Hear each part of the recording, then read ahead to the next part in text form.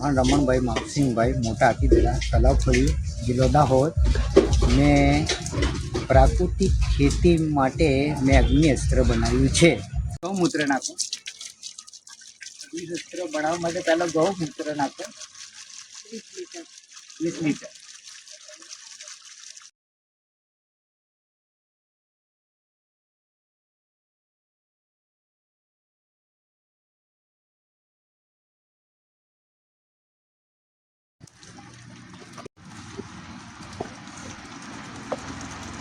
500 ગ્રામ મરચાની ચટણી નાખો.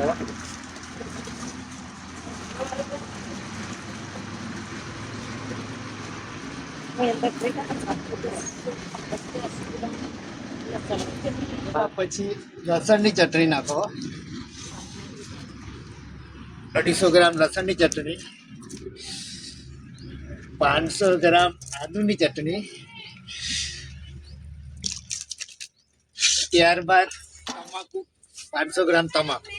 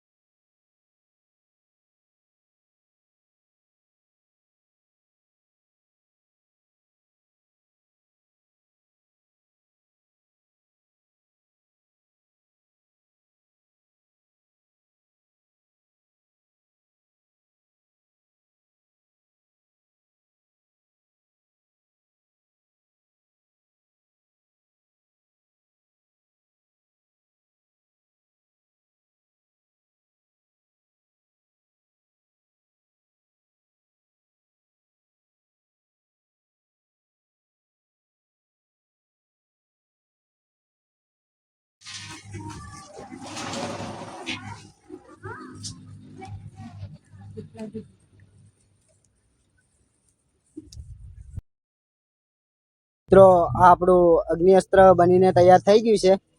2 દિવસમાં તૈયાર થઈ જશે.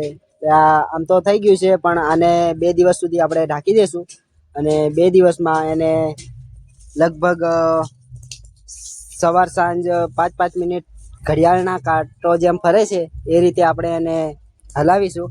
ત્યારબાદ આપણું 2 દિવસમાં આ અગ્નિઅસ્ત્ર તૈયાર થઈ જશે. પછી આપણે એનો ઉપયોગ કરી શકીશું. જે ઈયળો છે, પછી લાલ કીડીઓ હોય છે, ઉદય છે, ફૂદી છે, કોઈ પણ શાકભાજીમાં કોઈ પણ જાતનો જીવાત પડી હોય, રોગ હોય તો એને કાબૂમાં લાવી શકાય છે. અને આ આપણે ઘરેલું ઉપાય છે જે ગાય માતાનું વરદાન કે તો બી ચાલે. ગૌમૂત્રમાંથી ને ગાય માતાના છાણમાંથી બનાવ્યું છે, જે બહુ સરસ છે.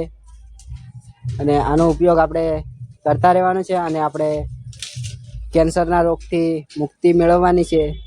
જેથી કરીને આપણે આ જે રાસાયણિક ખાતરો, પછી ડીએપી ખાતરો જે ખાઈએ છે, દવા બી રાસાયણિક હોય છે, એનાથી આપણને કેન્સર થાય છે. કેન્સરના રોગો તો આમ બહુ કેસો વધી રહ્યા છે. કેમ કે કેન્સર આપણે રોકવા માટે આપણે ઔદ્યોગિક ખેતી તો કરવી પડશે. કેમ કે તો જ આપણે આગળની પેઢી આપણું જીવન બચાવીશું અને આવનારી પેઢીમાં સુખ શાંતિ રહે છે. કેમ કે ખાતર જે હોય છે ડીએપી, યુરિયા, એ ખાતરોના કારણે જે પણ રોગો થાય છે એ રોગો અટકાવવામાં આવશે. કેમ કે ધીરે ધીરે આપણે આ ખેતી આ રીતની ઓર્ગેનિક ખેતી કરીશું તો આપણે ધીરે ધીરે આ બધા રોગોની સામે એક યુદ્ધ કરી શકીશું. તો મિત્રો આ 2 દિવસમાં તૈયાર થઈ જશે. અને આપણે જે આ બનાવ્યું છે દેશી ખાતર, જે દેશી દવા છે, એ બહુ સારી છે. કારણ કે એ આપણે કોઈ બી શાકભાજી હોય કે ફ્રૂટ હોય, ફળો હોય, એમાં ઉપયોગ કરી શકીશું. કેમ કે આપણે રોગોથી બચવું છે. બસ એટલું જ કહેવું છે મારે.